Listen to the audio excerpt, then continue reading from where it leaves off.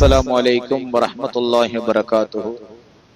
الحمد لله رب العالمين والصلاة والسلام على سيدنا محمد وآله وصحبه أجمعين. أما بعد.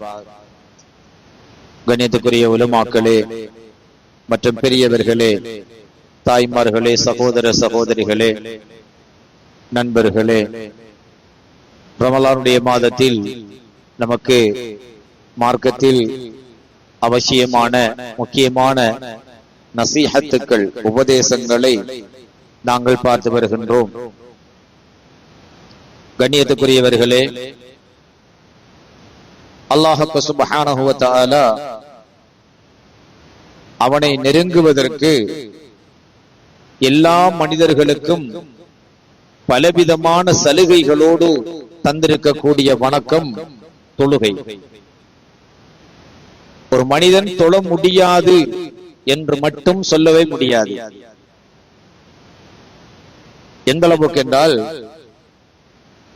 ஒழு செய்வதற்கு தண்ணீர் இல்லை என்றால் அவன் தயம்மம் செய்தாவது தொழ வேண்டும். பள்ளி வாசலுக்கே செல்ல முடியாத ஒரு நிர்பந்தம் இருந்தால் அவன் வீட்டிலாவது தொழ வேண்டும். நின்று தொழ முடியவில்லை என்றால் அவன் உட்கார்ந்து அல்லது சாய்ந்து கொண்டாவது தொழ வேண்டும். இந்த அளவுக்கு சலுகைகளை இஸ்லாம் தந்திருக்கிறது. ஒரு பிரயாணம் செய்கிறான், அவனால் முழுமையாக கிப்லாவை முன்னோக்க முடியவில்லை.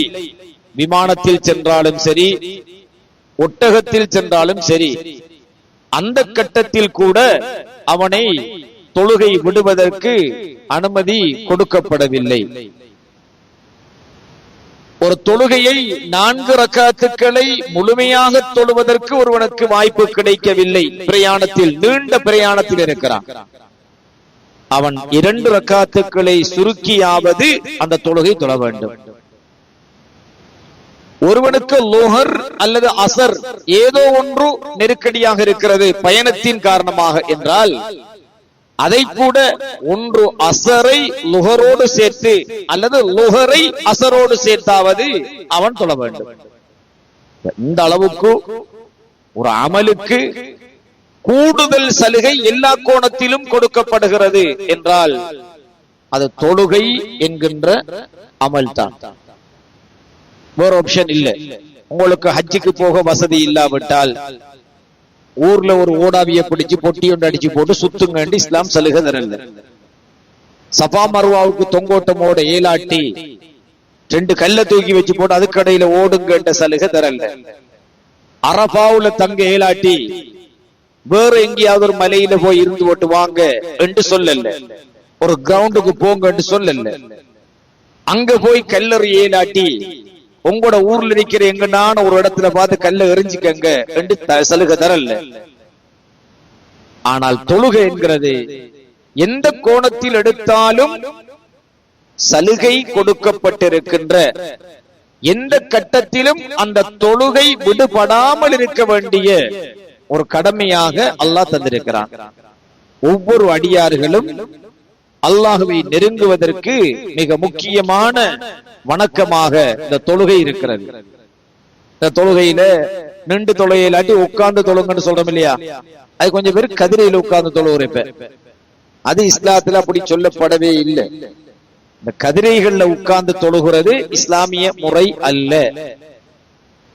ஒருவருக்கு உண்மைக்குண்மையாகவே அந்த காலால் அவருக்கு அறவே முடியாது என்று இருக்கும் என்றிருந்தால் அவர் ஒரு உயரமான இடத்திலிருந்து தொழுகிறதுல தப்பு இல்லை. ஆனால் மோட்டார் சைக்கிள் ஓட முடியும், தூரங்களுக்கு நடக்க முடியும், நீண்ட நேரம் ரோட்ல ஏதாவது சண்டைகள் போனால் நின்று கொண்டு பார்வையாளராக நிற்க முடியும், அரசியல் கூட்டங்கள்ல விடிய விடிய கலக்க முடியும். ஆனா அல்லாஹ்வை தொழுகிறதுல மட்டும் உட்கார்ந்து கதிரையில உட்கார்ந்து தொழுகிறது அது முறை இல்லை. நிலத்துல உட்கார்ந்து தொழலாம்.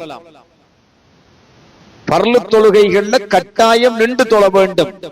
தீராத நோயாளியாக இருந்தால் மட்டும் பர்லு தொழுகைகள்ல அவர் உட்கார்ந்து தொழ அனுமதி இருக்கு. தீராத நோய், ஆக பெரிய நோய், அவர்கள் ஏலா சுன்னத்து தொழுகைகள்ல நம்மளுக்கு ஒரு சடைவு இருந்தால் கூட உட்கார்ந்து தொழுவதற்கு அனுமதி உண்டு. பர்லு தவிர்ந்த சுன்னத்தான தொழுகைகள். சரி, நம்மள தலைப்பு அதல்ல. இந்த தொழுகை அல்லாஹுவை ஒரு அடியான் நெருங்குவதற்கு மிக முக்கியமான ஒரு அமல். இதை யார் சொல்றா? அல்லாஹ்வே குர்ஆனிலே சொல்லி காட்டுகிறான், வஸ்ஜுத் வக்தரிப், நீ சுஜூது செய், அல்லாஹுவை நெருங்கு. இந்த சுஜூதின் மூலமாக அல்லாஹுவை நெருங்குதல் என்பது இந்த தொழுகை என்கின்ற கடமையில் தான் எங்களுக்கு தரப்பட்டிருக்கிறது. அந்த சுஜூத்ங்கிறது அவ்வளவு உன்னதமான ஒரு புனிதமான ஒரு வணக்கம். மண்ணால் படைக்கப்பட்ட மனிதனை மண்ணிலேயே இறைவனுக்கு சிரம்பணிகின்ற தன்னுடைய நெற்றியை பூமியிலே வைத்து இறைவனுக்கு அமல் செய்கின்ற சாஷ்டாங்க வணக்கம் செய்கின்ற ஒரு வணக்கம் இருக்கும் என்றால் அது தொழுகை மட்டும்தான். இந்த தொழுகைக்கு தொழுகையில் குர்ஆனுடைய சூரத்துல் ஃபாத்திஹாவை ஓதுவது ஃபர்லாக்கப்பட்டிருக்கிறது. சூரத்துல் ஃபாத்திஹா கட்டாயம் ஓத வேண்டும். ஃபர்லு. சூரத்துல் ஃபாத்திஹா ஃபர்லு. அத்தஹியாத்தும் ஃபர்லு. சூரத்துல் ஃபாத்திஹா அத்தஹியாத் ரெண்டும் ஃபர்லு. இது தவிர ஆரம்பத்திலே அல்லாஹு அக்பர் என்று நாம் சொல்லக்கூடிய முதலாவது தக்பீர், அத தக்பீரத்துல் இஹ்ராம் என்று சொல்லுவார்கள். முதலாவது தக்பீர், ஆரம்ப தக்பீர். இதை அல்லாஹு அக்பர் என்று வாயால் உச்சரிப்பது ஃபர்லு. தொழுது முடித்த பிறகு அஸ்ஸலாமு அலைக்கும் என்று வலது பக்கம் சொல்வது ஃபர்லு. அஸ்ஸலாமு அலைக்கும்.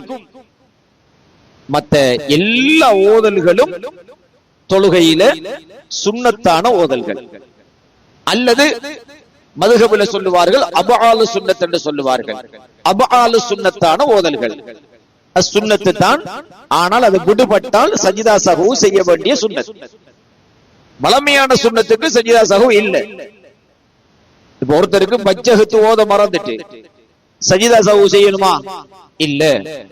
சூரத்துல் ஃபாத்திஹாக்கு பிறகு ஒரு சிறிய சூரத்தோ ஆயத்தோ ஓத வேண்டும், மறந்துட்டு அதுக்கு சஜிதா சஹூ செய்யணுமா? இல்ல. ஆனா சுபஹ் தொழுகையில குனூத் மறந்தால், அல்லது 4 ரக்காத்து அல்லது 3 ரக்காத்து தொழுகைகள்ல முதலாவது அத்தஹியாத்தை மறந்தால் சஜிதா சஹூ செய்ய வேண்டும். சலாம் கொடுக்க முன்னாடி 2 சுஜூதுகளை அவர் செய்ய வேண்டும். அந்த சுஜூதுல என்ன ஓதணும்? சுப்ஹான மல்லா யனாமு வலா யஸ்ஹு, உறக்கமோ மறதியோ இல்லாத அல்லாஹ் பரிசுத்தமானவன் என்றதா வசனத்தை ஓதணும். என்ன நம்ம மறதி வந்துருச்சு, அல்லாஹ்க்கு மறக்குமா? மறக்காது. குர்ஆன்ல அல்லாஹ் மறக்கிறன்னு சில இடங்கள்ல வரும். இந்த பொருள் அது மறக்கிறேன்கிற அல்ல. சில இடத்துல குர்ஆன்ல அல்லாஹ் மறக்கிறன்னு குர்ஆன்ல வரும். அந்த தெளிவில்லாம மார்க்கறிவு இல்லாம விளக்கம் சொல்ல போனா அல்லாஹ்க்கு மறதி இருக்கு, ஆதாரம் குர்ஆன்ல இருக்குன்னு வந்துரும். அப்படி அல்ல. அல்லாஹ் மறப்பதில்லை, அல்லாஹ் உறங்குவதில்லை. அதுக்கு என்ன அந்த அல்லாஹ் மறக்கிறண்டா என்னன்னு அது விளக்கத்தை இன்ஷாஅல்லாஹ் பிறகு பார்ப்போம். அப்ப அல்லாஹ் தஆலாவுக்கு தூக்கமும் இல்ல, அல்லாஹ் தஆலாவுக்கு மறதியும் இல்ல. அதான் இந்த சஜிதா சஹுவுல 2 சுஜூது செஞ்சா சுஜூதுல ஓதுறது என்ன? சுப்ஹான மல்லா யனாமு வலா யஸ்ஹு, உறக்கம் மறதி அற்ற நாயன் தூய்மையானவன். எனக்கு மறதி இருக்கு, எனக்கு உறக்கம் இருக்கு. அல்லாஹ்க்கு மறதியும் இல்ல, உறக்கமும் இல்ல. எந்த அளவுக்கு அல்லாஹ்க்கு உறக்கம் இல்ல? சிறு தூக்கம் சிலாக்களுக்கு இருந்தா போல நித்திர போற, அது கூட அல்லாஹ்க்கு இல்ல. ஆயத்துல் குர்சியுடைய அர்த்தமாதான் லா தஅஹுதுஹு சினத்துன், சிறு தூக்கமும் கூட அவனுக்கு இல்ல. வலா நௌம், உறக்கமும் இல்ல. சிறு தூக்கமும் இல்ல, பெருந்தூக்கமும் இல்ல. சிலாக்கள் அப்படி இருந்தா போல தலகுல விழும், குட்டி தூக்கம். அப்படி தூக்கம் கூட அல்லாஹ்க்கு இல்ல. சரி, அப்ப அந்த தொழுகையில அபஆலு சுன்னத்துக்கள் விடுபட்ட சஜிதா சஹூ செய்ய வேண்டும். சஜிதா சஹூவும் ஒருத்தனுக்கு மறந்து போச்சு. ஒருத்தன் சுபஹுக்கு குனூத் ஓதல்ல, தொழுதான், சஜிதா சஹூம் செய்யல, அதையும் மறந்துட்டான். சலாம் கொடுக்க போற நினைப்பு வருது, அடே நம்ம குனூத்தோதல்ல, சஜிதா சஹூம் செய்யல, தொழுக கூடும். ஏன் தெரியுமா? அது சுன்னத்துல கட்டுப்பட்டது. வேணுமென்றா அது விசேடமாக சுன்னத்தை விட ஒரு படி மேல அபஆல சுன்னத்துக்கு உள்ள லிஸ்ட்ல உள்ளது. முதலாம் தஹியாத்தும் அபஆல சுன்னத்துல உள்ளது. சரி, அப்ப ஃபர்லு என்ன இருக்குது? ஓத வேண்டிய ஃபர்லு ஆரம்பத்துல தொழுகை ஆரம்பிப்பதற்கு சொல்லக்கூடிய அல்லாஹு அக்பர் என்கிற தக்பீர் வாயால சொல்லணும் ஃபர்லு. சூரத்துல் ஃபாத்திஹா பிஸ்மில்லாஹிர் ரஹ்மானிர் ரஹீமோட சொல்றது ஃபர்லு. பிஸ்மில்லா ஃபர்லு. ஹதீஸ்கள்ல உள்ள வித்தியாசம் என்னன்னு கேட்டா, ஸல்லல்லாஹு அலைஹி வஸல்லம் சூரத்துல் ஃபாத்திஹாவுக்கு பிஸ்மில்லா சப்தமாக ஓதினார்களா, மெதுவாக ரகசியமாக ஓதினார்களா என்கிறதுதான் வித்தியாசம். இல்ல, இமாம் அபூ ஹனீஃபா ரஹிமஹுல்லாஹ் மெதுவா ஓதினத்தை ஏற்றுக்கொள்றாங்க, இமாம் ஷாஃபி ரஹிமஹுல்லாஹ் சத்தம் போட்டு ஓதுன மட்டும் ஏற்றுக்கொள்றாங்க. அவ்வளவு வித்தியாசம். ஆனா பிஸ்மில்லா எல்லாருக்கும் ஓதணும். பிஸ்மில்லா இல்லாட்டி சூரத்துல் ஃபாத்திஹா இல்ல. சரி, கடைசி அத்தஹியாத்து ஃபர்லு. கடைசி சலாம்ல வலது பக்கம் கொடுக்கிற அஸ்ஸலாமு அலைக்கும் என்ற வார்த்தை ஃபர்லு. இந்த நாளும் தொழுகையில கட்டாயம் வாயால ஒத்தும் சொல்லணும். அல்லாஹ் அக்பர் பாடம் இல்லாதாக்கள் இருக்கீங்களா? ஆரம்பத்துல எல்லாரும் பாடம். கடைசியா சொல்ற அஸ்ஸலாமு அலைக்கும் பாடம் இல்லாதாக்கள் இருக்கீங்களா? அதுவும் பாடம், சின்ன சின்ன வசனம் என்ன. ஆனா சூரத்துல் ஃபாத்திஹா வளமையா ஓதுறதால பாடம், அத்தஹியாத்து பெரும்பாலும் எல்லாரும் தொழுகிறாக்கள்ங்கிறதால பாடம் இருக்குது. அப்ப தொழுகை கூடும். ஓத வேண்டிய நாளும் தெரியும் உங்களுக்கு, தொழுகை கூடும். சரியா?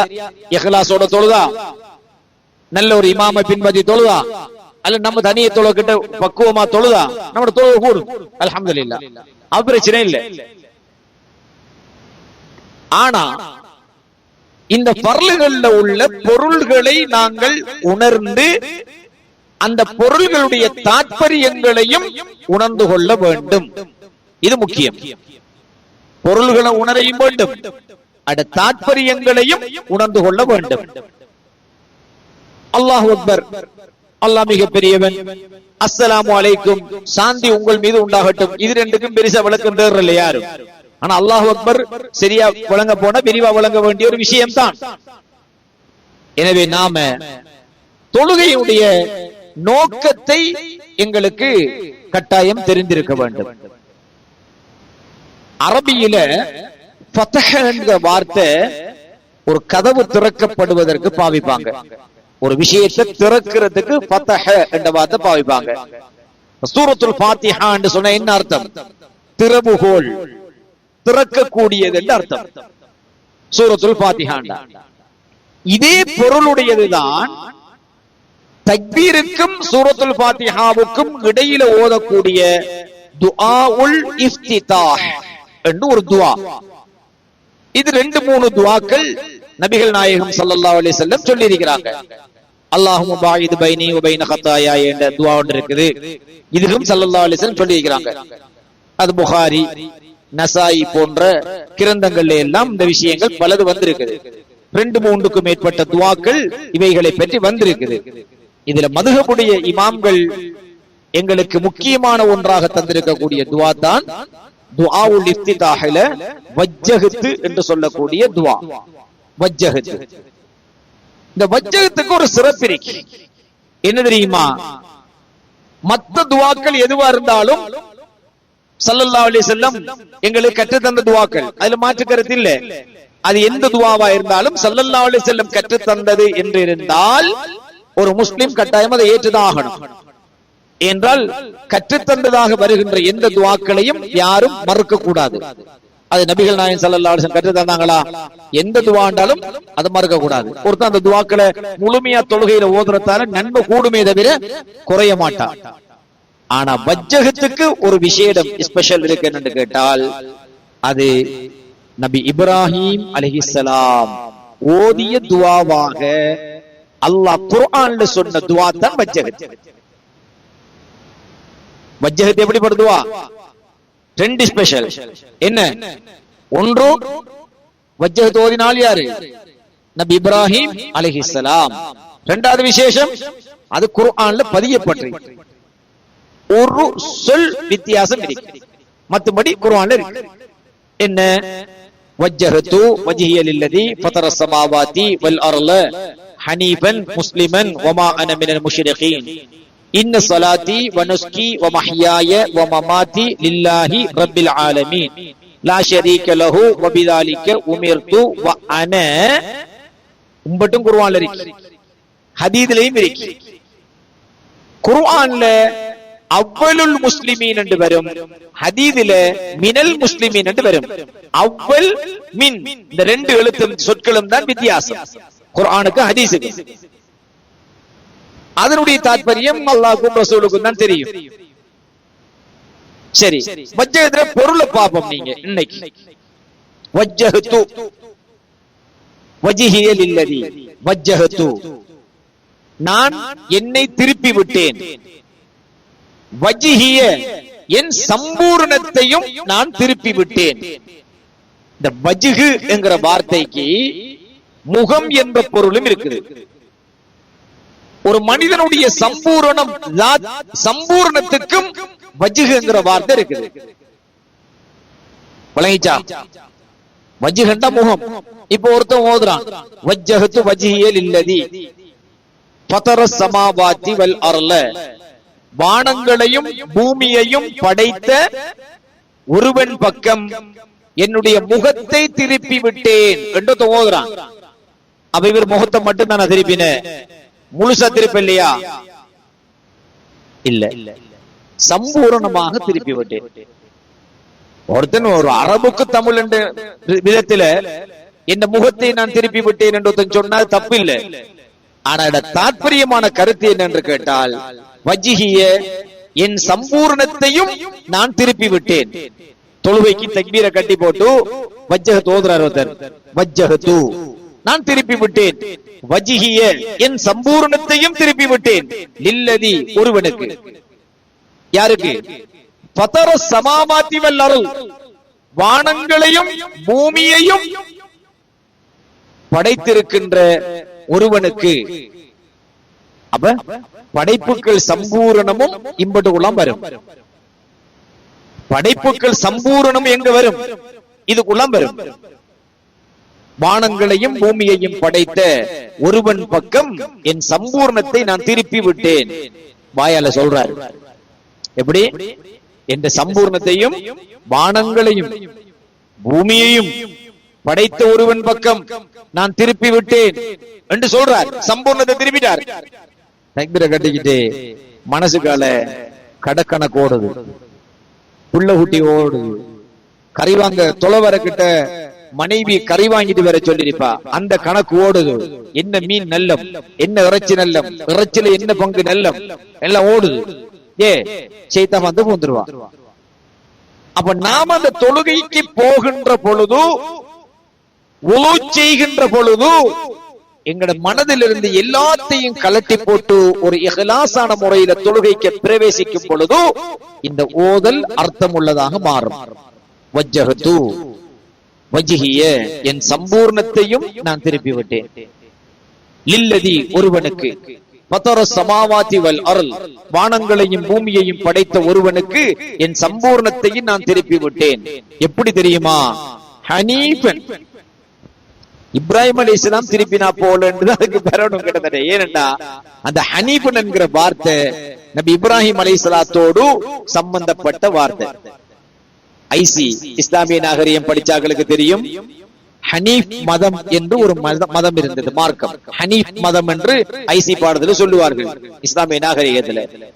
ஹனீஃப் மார்க்கம் அல்லது மதம் யாருடைய மார்க்கம்? நபி இப்ராஹிம் அலைஹிஸ்ஸலாத்துடைய மார்க்கம். இப்ப நம்மள யார மார்க்கம்? நம்ம மார்க்கம் யார மார்க்கம்? இப்ராஹிம் அலைஹிஸ்ஸலாத்துடைய மார்க்கம். சமூகம் ஸல்லல்லாஹு அலைஹி வஸல்லம் சமூகம், மார்க்கம் இப்ராஹிம் அலைஹிஸ்ஸலாத்துடைய மார்க்கம்.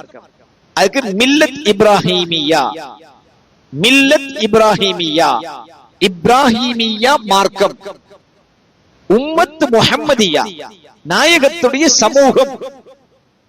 அல்லாஹ் தஆலா கூட ஸல்லல்லாஹு அலைஹி வஸல்லம் அவங்களுக்கு சொல்லி கொடுத்தான், நாயகமே யா ரசூலல்லாஹ், அந்த மக்கள் உங்களை புதுசா பாக்காங்க. என்னடா முஹம்மது நபி என்றால் புதுசா வந்து உண்ட கதைக்க வாரார் என்று அந்த மக்கள் விரும்புறாங்க, நினைக்காங்க. நீங்க சொல்லுங்க, நான் உங்களுக்கு புதுசா வந்த ஆள் அல்ல, புதுசா வந்த ஆள் அல்ல. எனக்கு முந்தியும் பல ரசூல்மார்கள் உங்களுக்கு வந்திருக்கிறாங்க. அந்த தொடரில் ஒருவராகத்தான் உங்களுக்கு நான் வந்திருக்கிறேன். ஆனால் இறுதியானவர், எனக்கு பிறகு நபி வருவதில்லை. இதைத்தான் சொன்னார்கள் ஸல்லல்லாஹு அலைஹி வஸல்லம். நான் புதுசா வரல, நான் புதிதாக உங்களுக்கு வந்தவன் அல்ல. எனக்கு முன்னர் பல ரசூல்மார்கள் உங்களுக்கு வந்திருக்கிறார்கள். இது குர்ஆன்ல உள்ள விஷயம். எனக்கு முந்தி பல ரசூல்மார்கள் வந்திருக்கிறாங்க. ஆனா நான் இறுதியானவன், எனக்கு பிறகு நபி வருவதில்லை. தௌராத்தும் ஜபூரும் இஞ்சீலும் இறுதியாக ஒரு நபி வருவார் என்று உங்களுக்கு உபதேசித்ததே அந்த ரசூல், அந்த நபி நான் தான். எனக்கு பிறகு நபி வருவதில்லை, நான் புதுசான நபியும் இல்லை. அது மட்டுமில்லை, வமா முஹம்மதுன் இல்லா ரசூல் கத் ஹலத் மின் கப்லிஹி ருசுல். நான் உங்களுக்கு ஒரு ரசூல் மட்டும்தான். எனக்கு முந்தியும் பல ரசூல்மார்கள் உங்களுக்கு வந்து சென்று விட்டார்கள், மறைந்து விட்டார்கள். இப்படி துல்லியமாக ஸல்லல்லாஹு அலைஹி வஸல்லம் சொல்கிறார்கள். அப்ப நாம ஒரு புதிய மார்க்கம் அல்ல. நம்மட மார்க்கத்தின் பேர் என்ன? ஹனீஃபியா மார்க்கம். ஹனீப் என்று சொல்றது இப்ராஹிம் அலைஹிஸ்ஸலாத்தை பின்துயர்ந்த மார்க்கம். அட அர்த்தம் என்ன தெரியுமா? சகல மார்க்கங்களை விட்டும் அல்லாஹ்வுடைய தீனை மட்டுமே ஏற்றுக்கொண்டவனாக என்று அர்த்தம். ஹனீஃபன் என்ற என்ன அர்த்தம்? இறைவன் அல்லாதவைகளை வணங்குகின்ற நிறைய மதங்கள் இப்ராஹிம் அலைஹிஸ்ஸலாத்தின் காலத்தில் இருந்துச்சு. நபி நூஹ் அலைஹிஸ்ஸலாத்துக்கும் இப்ராஹிம் அலைஹிஸ்ஸலாத்துக்கும் இடைப்பட்ட காலத்தில் சிலை வணக்கங்கள் உலகத்திலே பரவிவிட்டது. சிலை வணக்கங்கள், மனிதர்கள் தங்களுக்கு பிடித்தவைகளை பிடித்தவர்களை கடவுள்களாக ஏற்கின்ற காலம். பிடித்தவர்களை மட்டுமல்ல, பிடித்தவைகளையும் கடவுளாக ஏற்றார்கள். லாத், மனாத், உஸ்ஸா இது போன்ற கடவுள்களை மட்டுமல்ல, கழுகை பிடித்திருந்தால் கழுகை கடவுளாக்கினார்கள். நெருப்பை பிடித்திருந்தால் நெருப்பை கடவுளாக்கினார்கள். மாட்டை, பசுவை பிடித்திருந்தால் பசுவை, காளையை கடவுளாக்கினார்கள். சூரியனை பிடித்திருந்தால் சூரியனை கடவுளாக்கினார்கள். மனிதர்களை மட்டுமல்ல, பாம்பை பிடித்திருந்தால் பாம்பை கூட கடவுளாக்கினார்கள். எப்ப? நபி நூஹ் அலைஹிஸ்ஸலாத்துடைய காலத்துக்கு பின்னர் இப்ராஹிம் அலைஹிஸ்ஸலாம் காலம் வரைக்கும். அப்ப இந்த சிலை வணக்கங்களையும் அல்லாஹ் தவிர்த்த ஏனைய பொருள்கள் கடவுளாக்கப்பட்டு வணங்கப்படுவதையும் எதிர்க்க வேண்டிய ஒரு இளைஞர் அல்லது ஒரு சமுதாயம், மிக வலுவான ஒரு சமுதாயம் தேவைப்பட்டது. அந்த வலுவான சமுதாயம் உலகத்தில் இருந்த மிக முக்கியமான 3 சமூகத்துக்குள் அது கட்டாயம் தேவைப்பட்டது. யூத சமூகம், கிறிஸ்துவ சமூகம், அரபு சமூகம். யூதம், கிறிஸ்துவம், அரபு, அதாவது யகூதிகள், நசாராக்கள், முஸ்லிம், அரபுகள். முஸ்லிம் அல்ல, அரபுகள். இந்த 3 சாரார், இவங்க எல்லாருக்கும் தேவைப்பட்டுச்சு. இப்ராஹிம் அலைஹிஸ்ஸலாத்துடைய சந்ததியில் இருந்துதான் இதற்கான அத்துணைக்குமான விடை கிடைத்தது. இப்ராஹிம் அலைஹிஸ்ஸலாத்து வஸ்ஸலாம் அவர்களுடைய சந்ததியில 2 பிள்ளைகள் நபிமார்களாக வருகிறார்கள். ஒன்று அரபு குலத்திலே இஸ்மாயில் அலைஹிஸ்ஸலாம், அடுத்தது யூதர்கள், யகூதிகள், யகூதிகளுடைய குலத்திலே இஸ்ஹாக் அலைஹிஸ்ஸலாம். அந்த இப்ராஹிம் அலைஹிஸ்ஸலாத்தில் இருந்த அந்த 2 விரி. இதுல அந்த பின்னுக்கு வந்தாக்கள்ல ஒரு போட்டி ஏற்படுது. அந்த இறுதி நபியாக பிறக்கவிருக்கிற முஹம்மது நபி இந்த யூத சமூகத்துல பிறப்பாரா, அரபு சமூகத்துல பிறப்பாராங்கிற ஒரு பிரச்சனை. யூத மக்கள் அவர்களுடைய சமூகத்திலே பிறக்க வேண்டும் என்று அவ்வளவு பவர்ஃபுல் நபி. ஆனா அல்லாஹ் நாடினான் அது அரபு சமூகத்திலே பிறந்தார்கள். அதனுடைய பொறாமைதான் யூதர்களுக்கும் அரபுகளுக்கு மத்தியில் சமய மார்க்கத்திலும் இன்று வரைக்கும் சண்டை. இஸ்லாம் வேற மார்க்கம், யூதம் வேற மார்க்கம் என்று, தௌராத் வேற, குர்ஆன் வேற, இன்னும் அந்த சண்டை இருக்குது. குலம் ரீதியாக யூத சமூகம் உயர்ந்த ஜாதி, அரபு சமூகம் உயர்ந்த ஜாதி அல்ல என்று அவங்களோட கருத்து இருக்குது. ஆனால் ஸல்லல்லாஹு அலைஹி வஸல்லம் சொன்னார்கள், இனத்தால், நிறத்தால், மதத்தால் அப்படி உயர்வு ஒன்றும் இஸ்லாத்தில் கிடையாது. உங்களில் யார் இறையச்சம் உடையவர்களோ அவர்கள் அல்லாஹ்விடத்தில் உயர்வானவர்.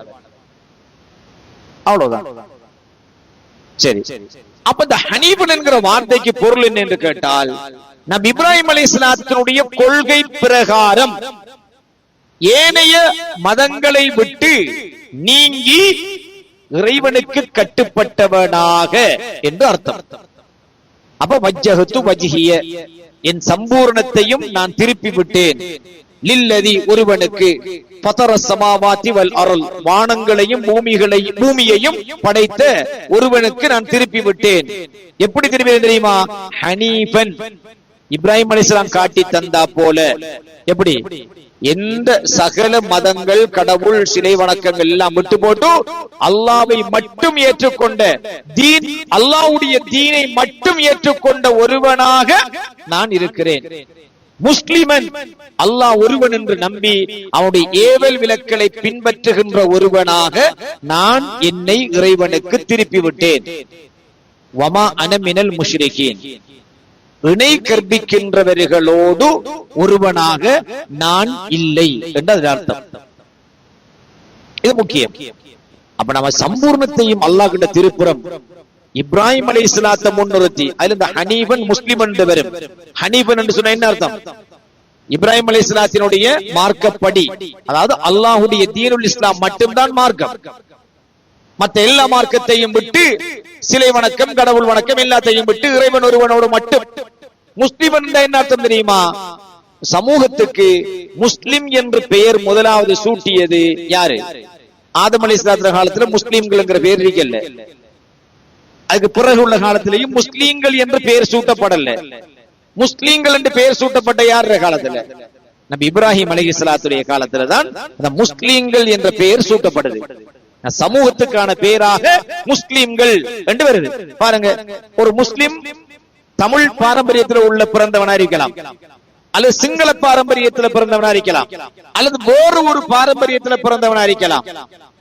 உலகத்தில் உயர்ந்த ஜாதி, தாழ்ந்த ஜாதி யாருமா இருக்கலாம்.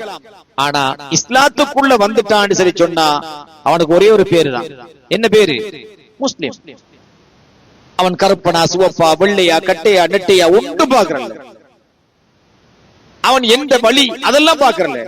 குலப்பெயர் இருக்கும், ஆனால் அதை பார்க்கிறது இல்லை. ஏன் ஸல்லல்லாஹு அலைஹி வஸல்லம் கூட குறைஷி குலம், ஹாஷிம் கோத்திரம், அதனான் என்கின்ற அந்த தூய வழியில் வந்தவர்கள் இருந்தது. அது பெருமையாக ஸல்லல்லாஹு அலைஹி வஸல்லம் சொல்லுவாங்க. அல்லாஹ் தஆலா குல கோத்திரத்தில் கூட ஒரு சிறந்த கோத்திரத்திலே என்னை பிறக்க செய்தான் என்று ஸல்லல்லாஹு அலைஹி வஸல்லம் சொன்னாங்க. ஆனா எப்பயாவது அந்த பெருமைக்கு நம்முடைய இன்றைக்கு சமுதாயம் பாவிக்கிறாங்கள பாவிச்சாங்களா? இல்ல. அப்ப இப்ராஹிம் அலைஹிஸ்ஸலாம், ஹனீஃபன் என்கிற வார்த்தையும் இப்ராஹிம் நபியோட தொடர்பானது, முஸ்லிம் என்கிற வார்த்தையும் இப்ராஹிம் அலைஹிஸ்ஸலாம் தொடர்பானது. சரி, வமா அன மினல் முஷ்ரிகீன், நான் இணை கற்பிக்கின்றவர்களில் ஒருவன் அல்ல. இன்ன ஸலாத்தி, நிச்சயமாக என்னுடைய தொழுகை, இப்ப நான் தொழுகிற தொழுகை, வ நுஸ்கி, நுஸ்கின்னு என்ன அர்த்தம் தெரியுமா? ஆக்கள் புள்ளைகளுக்கு நுஸ்கி என்று பேர் வச்சு மிரிக்காங்க.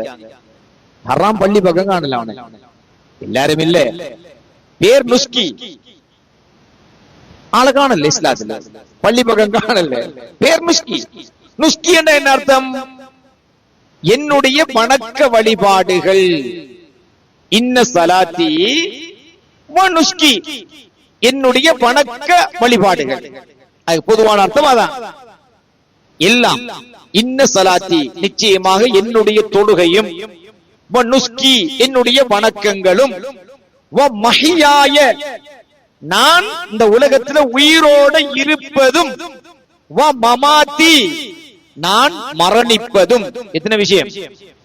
இன்ன ஸலாத்தி, என் தொழுகை, வ நுஸ்கி, என்னுடைய இதர வணக்கங்கள், வமஹியாய நான் உயிரோடு இருப்பது, வமமாத்தி நான் இந்த உலகில் மரணிப்பது, இந்த நாலுமே லில்லாஹி ரப்பில் ஆலமீன் சர்வ உலகத்தவர்களுக்கும் இரட்சகனாகிய அல்லாஹ்வுக்காகவே தான். என்ன பொய் என்று பாருங்க. தொழுகையில் இவன் சொல்றான், இன்ன ஸலாத்தி வனுஸ்கி, என் தொழுகையும் என் வணக்கங்களும் அல்லாஹ்ங்கிறது மெய்ய அறிக்கும். அது உண்மானே, பெரும்பாலும் உண்மை. சரி, அதுலயும் பொய் உள்ளவன் இருக்கான், அதுலயும் பொய் உள்ளவன் இருக்கான். இது ஒரு ஆள் சொன்ன சம்பவம், ஒரு நல்ல ஒரு ஆள் சொன்ன சம்பவம் தான். ஒரு நான் என்ற சொந்த கருத்து இல்ல.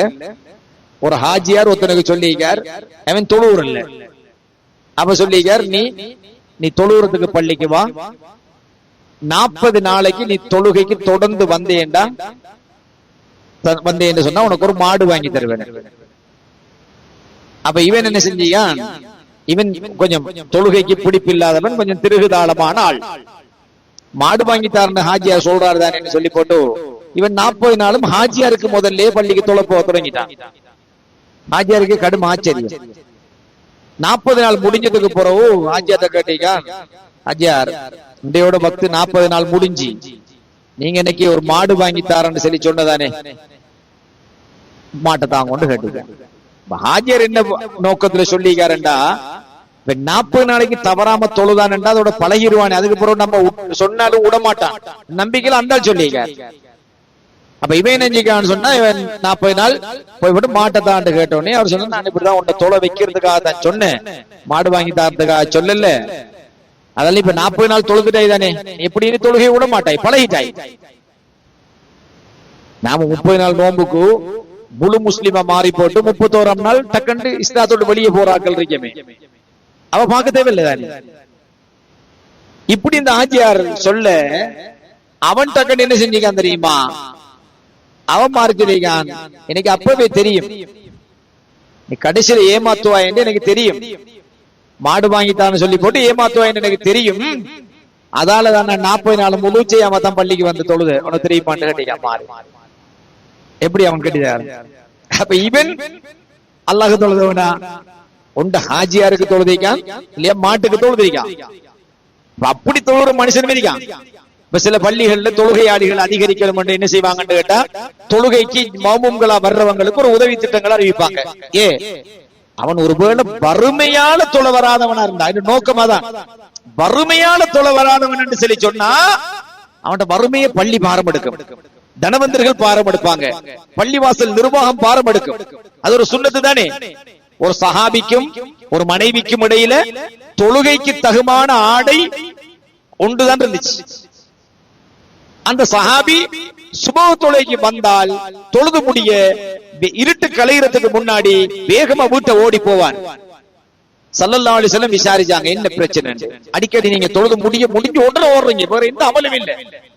அந்த சஹாபி சொன்னார்கள், நாயகமே யா ரசூலல்லாஹ், தொழுகைக்கு பொருத்தமான ஒரு ஆடை எனக்கும் என் மனைவிக்கும் பொதுவில் ஒன்றுதான் இருக்கு, நான் போயிட்டு அவசரமா அதை கொடுத்தா தான் அவ சுபஹ் சொல்லலாம்.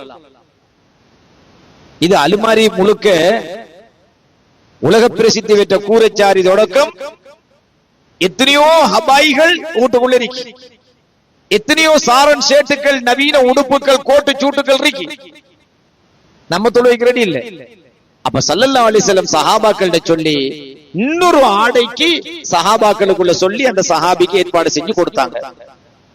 அப்ப ஒரு தொழுகையாளி அறிக்கிற ஒருவருக்கு வறுமை தடையாக இருந்தால் அந்த பள்ளிவாசல்கள்ல தனவந்தர்களோ அல்ல ஊர் தலைவர்களோ அல்ல நிர்வாகிகளோ அதை நிவர்த்தி செய்யும்.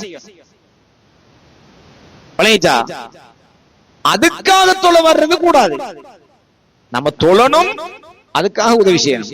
இவன் பள்ளிக்கு தொலை போனோம்டா, இவன் பெருநாளைக்கு உடுப்பு வாங்கி தருவான், பாத்ரூம் கட்டி தருவான், கல்யாணத்துக்கு காசு தருவான், பெருநாளைக்கு செலவு தருவான், நோம்புக்கு அரிசி தருவான், அதுக்காக போக கூடாது. அப்படி போனா இந்த அத்தகைய இந்த வஜ்ஜகத்து பொழைக்கும். இன்ன ஸலாத்தி, நிச்சயமாக என்ற தொழுகை, வ நுஸ்கி என்ற வணக்கம், வ மஹியாய நான் உயிரோடு இருப்பது, வ மமாத்தி நான் மரணிப்பது எல்லாமே அல்லாஹ்வுக்காகத்தான் என்கிறது உண்மையா? இல்ல. சரி, ஒரு வேளை ஒரு மனுஷன் இன்ன சலாத்தி வனுஸ்கி, என் தொழுகையும் வணக்கங்களும் அல்லாஹ்க்கு தானங்கிறது ஒருவேளை பெரும்பான்மையான நாட்கள்கிட்ட உண்மைன்னு வச்சு கொள்வோமே. பின்னால ரெண்டு சொல்றானே, 4 விஷயம் சொல்றான். அந்த 2 உண்மையாண்டு பாருங்க. வ மஹ்யாய, நான் உயிரோட வாழ்வதும், வ மமாத்தி, நான் மரணிப்பதும், ரெண்டும் அல்லாஹ்வுக்காகத்தான். அப்படியே வேண்டியா, நான் உயிரோடு இருக்கிறது அல்லாஹ்க்காகத்தான். அல்லாஹ்க்காகத்தானா? சரி, ஒரு நல்ல காரியத்துக்கு வாடாண்டு கூப்பிட்டோம்னா அதுக்கு டைம் இல்லைன்றான். அப்படி உயிரோடு இருக்கிறது அல்லாஹ்வுக்காகத்தானடா, வாடாண்டு வர மாட்டான். இது ஆக்களோட பிரச்சனை. இன்னும் கொஞ்சம் பேரு எந்த உசுறு உனக்கு தாண்டி யாராவது ஒரு ஆம்பளை பொம்பளை கிட்ட சொல்லி தர்றான், ஒரு பொம்பளை ஆம்பளை கிட்ட சொல்லி தர்றான். இது வேற பிரச்சனை. இங்க வந்து அதே ஆள் வச்சு தோதுறான். இங்க வந்து இன்ன சலாத்தி வனுஸ்பியமாய, இங்கால உண்டு நீ அங்க சொன்னது உண்மையா இருக்கணும், இல்லாட்டி இது உண்மையா இருக்கணும், மத்தது பொய்யா இருக்கணும். ரெண்டுல எது உண்மை எது பொய்? அவ பொய் சொல்லப்படா. அவ தொழுக துஆஉல் இஃப்திதா, சாவியே கள்ள துறப்பு, பூட்டு எப்படி உண்மையா இருக்கு இல்லையா? எனவே 4 அம்சங்கள் நம்ம அல்லாஹ் கிட்ட வாக்குறுதி கொடுக்கிறோம்.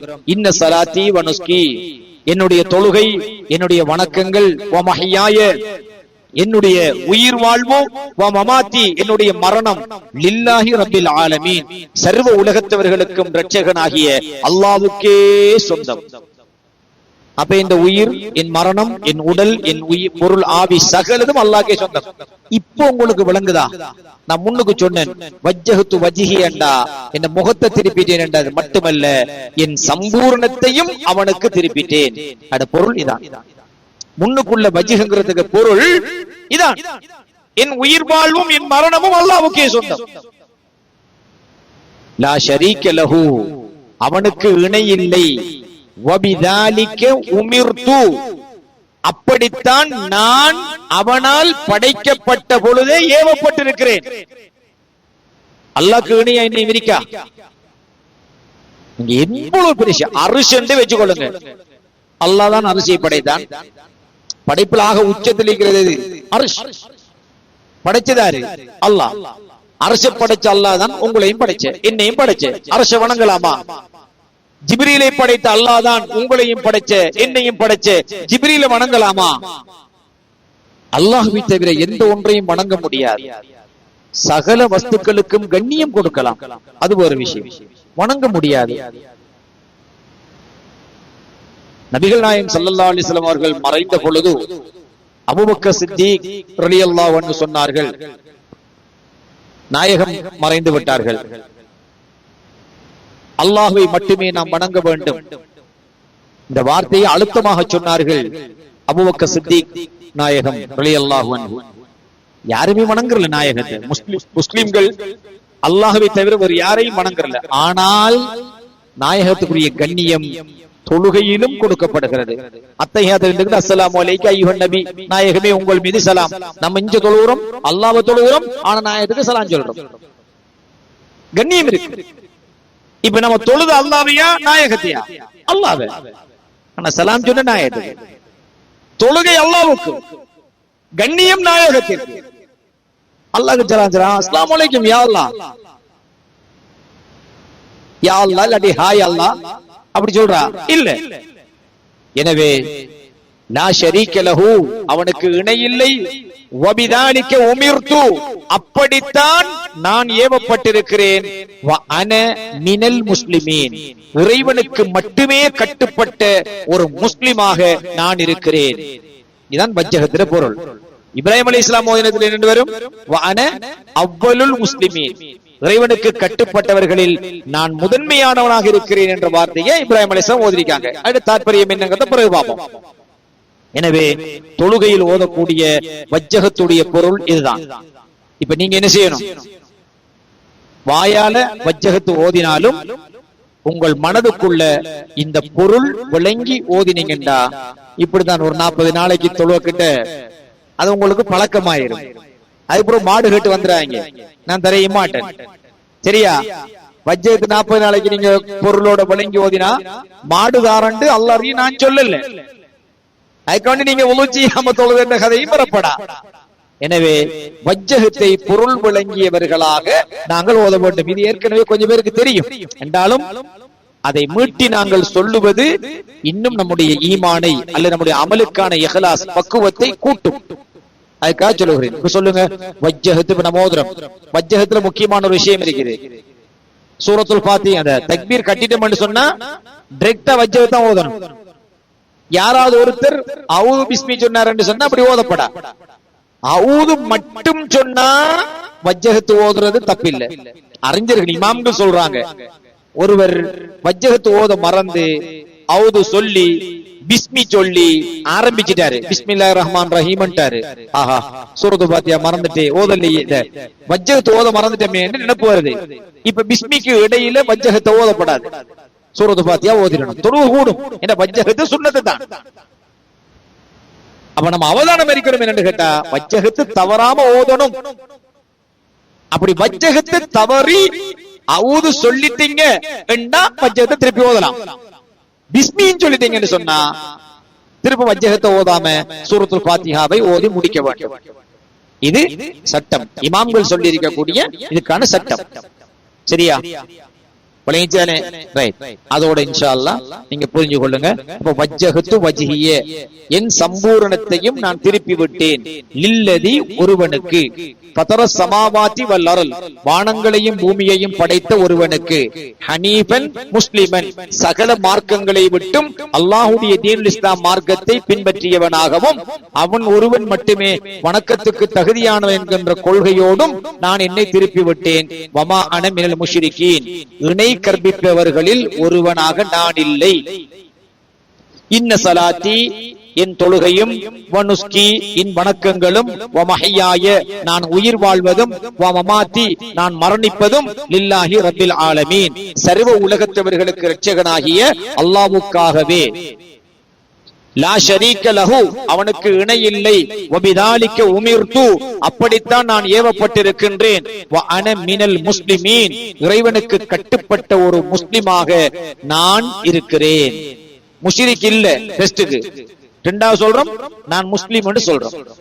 இந்த பொருளை மனதுக்குள்ள ஓட விட்டு இந்த வார்த்தைகள் ஒவ்வொன்றாக நீங்கள் உச்சரித்து அந்த வஜ்ஜஹத்தை ஓதினால் ஒரு யோசனை வருமா? வருமா? கடக்கணக்கு வரா, வயல் கணக்கு வரா, சொத்து பத்து வரா, புள்ள குட்டி வரா, கறி புலி வர மாட்டா, ஒரு நினைப்பு வர மாட்டா. அதான் பக்தியான தொழுகை. ஒரு மனிதன், நாமெல்லாம் அரபி இல்லை, அதனால பக்திக்கு குறைந்தபட்ச அளவுகோல் அரபுல என்ன சொல்றோம்ங்கிறத தமிழ்ல விளங்கிக் கொள்ற அளவுக்காவது நம்ம இருந்தால் அது குறைந்தபட்சம். இதுக்கு மேல பெரிய பெரிய கடல் விளக்கம் இருக்கு. வானங்கள் பூமி என்றா என்ன, அந்த வார்த்தைக்குள்ள விவரம் என்ன, அல்லாஹ் வானம் பூமியை படைச்சண்டா என்னங்கிற வியாக்கியானங்கள் வேறு யாருக்கு அது இப்ப தேவையில்லை. நேரமும் போயிட்டு எல்லாம் அல்லாஹ் சுப்ஹானஹு வ தஆலா இப்படியான விளக்கங்களை மனதில் எடுத்து புரிந்து நம்முடைய அமல்களை சீராக்கக்கூடிய இஹ்லாஸையும் ஈமானையும் சலாமத்தான மனதையும் எங்கள் அனைவருக்கும் தந்தல் புரிவானாக. ஆமீன் யா ரப்பல் ஆலமீன். வல்ஹம்துலில்லாஹி ரப்பில் ஆலமீன். வஸ்ஸலாமு அலைக்கும் வரஹ்மத்துல்லாஹி வபரகாத்துஹு.